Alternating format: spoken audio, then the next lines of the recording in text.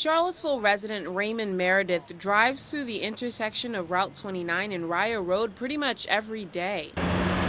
He says it was on one of these days back in December when he drove through a trench in the road he claims measured at 10 inches deep. When we hit the trench, we went down into the trench and then we came back out of the trench and we heard this loud popping noise under the front of the van. The damage, he says, was extensive. It bent the tie rod, it broke the motor mount. But that wasn't all. Meredith says just a few days later, in almost the exact same location, another driver hit a broken off reflector in the road, which then bounced up and hit Meredith's car. I didn't see the reflector at first, but the car ran over the reflector. The reflector became airborne like a projectile and was coming at the van. I slammed on my brakes. So he went looking for who would take responsibility. After filing a claim with contractor Lane Corman's insurance company, he got this response, saying failure to keep a proper lookout was negligence on his part, and Lane Corman would not have been responsible for another driver hitting the reflector. Meredith says after months of trying to get an answer, this one wasn't good enough. How could I go around something that's coming at me and there's traffic right beside of me? Within 2 feet, there's another car coming down 29. We reached out to Lane Corman and its insurance company multiple times with little in the way of luck. Record your message at the tone. When you are finished, hang up or press pound for more options. Lane Corman eventually offered this statement, saying claims are reported to the insurance carrier for handling and a licensed adjuster typically determines liability. As for Meredith, he says after thousands of dollars worth of repair, he may have plans to sue. I feel if the trench was not in the road and the reflector, I would have never had the damage to the vehicle.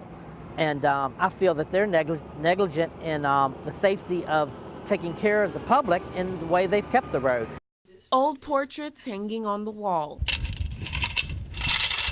and a small cemetery filled with generations of family members. Most of these older graves were marked only with stones like that. It all betrays just how old Colquitt Shackelford's home really is. At my age, I consider myself part of history. Shackelford is a fourth-generation landowner in Albemarle County. My great-grandfather was named Zachariah Shackelford, came from eastern Virginia, as did a lot of settlers in those days. Zachariah Shackelford purchased this land in Keswick on New Year's Day in 1817. 200 years later, and the more than 370 acres is still home to his descendants. I got stuck down, though. The last text message Hannah Graham ever sent. Graham had gone out the night of Friday, February 12, 2014. Friends and witnesses say she was heavily drinking. After complaining she did not feel well, she left an apartment party alone, turning down a friend's offer to walk her home. A series of surveillance camera footage show Hannah's journey to the downtown mall. It was there that she crossed paths with Jesse Matthew Jr., who had also been out on the town. Witnesses said he was acting strangely and inappropriately with women, touching and grabbing. One woman said she had taken off her boots to nurse a painful foot when Matthew grabbed her leg, took off her socks, and touched her foot. After being rebuffed and refused by several women at several bars, Matthew is seen in this now infamous footage walking westbound on the downtown mall. He stops, crosses the mall, and catches up with Graham, who's walking in the opposite direction. One of two witnesses who saw Matthew sling his arm around Graham commented, "You don't even know her," to which Matthew responded, "Hush." The group would make their way to Tempo. Credit card records show Matthew bought 2 drinks before closing out his tab shortly after 1 a.m. The last witness to see Hannah would report watching her cross this crosswalk on Market Street over to 4th Street where Jesse Matthews' car was parked. He opened the passenger door for her. It was the last time she was seen alive. They really love their people, just like dogs do. Visibly upset, Debbie Torres is the owner of a pig sanctuary who drove to Charlottesville all the way from North Carolina to seek justice for Prophet the pig. Very happy with what happened in court today. They're moving forward with the case. It was not dismissed. The case is against former SPCA staff member A. Marie Sutter and her fiancé Lee Oakes Jr. Sutter was working at the shelter on July 3rd when officers brought the pig in. That's when prosecutors say she called Oakes and the two took the pig from the shelter, killed it, and sent it to a butcher to make 4th of July bacon. A vet who examined the pig testified in court that it was stabbed 31 times, mainly to the neck and to the head. To know that it was tortured that badly was absolutely devastating to me. I just can't believe that anyone could do such a thing. CBS 19 spoke to the suspects back in July. Oakes admitted he killed the pig, but he said he did it as humanely as possible. And when I was done, I got down on my knees and I prayed for it because I knew that that pig suffered and I didn't want him to suffer. I got down on my knees and I prayed. But animal activists like Kimberly Hawk say there was nothing humane about it. She argues the fact that animals feel pain just like humans. Hearing that the pig was stabbed 31 times, that was hard. It's hard for me to even say it now. So that was hard to listen to, because it took a long time for that pig to die. As you see, just looking at it, it looks just like any other credit card swipe inside of a store. This skimming device is one of 4 found since September in Charlottesville and Albemarle County. Skimming devices, in simple terms, are electronic devices that are used to read the magnetic strip off the back of your credit card and all the personal information that carries on there.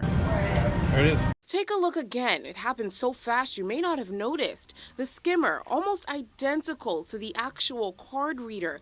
One exactly like it was found at the markets on both Avon Street and 5th Street Extended. It was mind-blowing. We had looked directly at this piece of equipment repeatedly and not known that it was there. It was a perfect replica of skin that fit over the existing pin pad. So how do you protect yourself? There are, of course, chip readers, and even better. Everybody's heard of Apple Pay and Google Wallet. If you can use those transactions where you tap your phone to a device, that is the best transaction to go with. But if swiping is your only option, police say you can always wiggle the card reader yourself. It's something they say businesses should practice as well.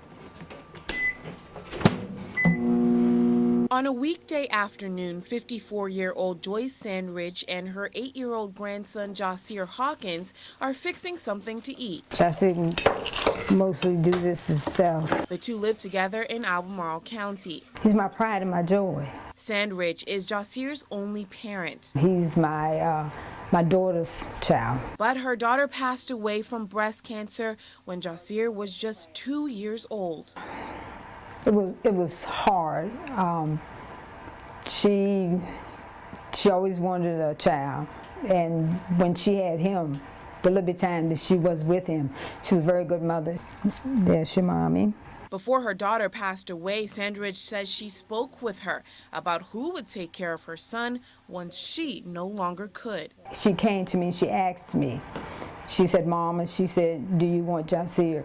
I told her yes. But the task, she says, is easier said than done. Mommy. It's been, I don't know how would you say it, challenging. It can be extremely, extremely disruptive for these grandparents. Dr. Claudia Allen is a clinical psychologist in the Department of Family Medicine at UVA. What happens with these grandparents is usually they come back into parenting suddenly. It's unexpected. They were not planning this. Allen says the stress of that shock is not to be ignored.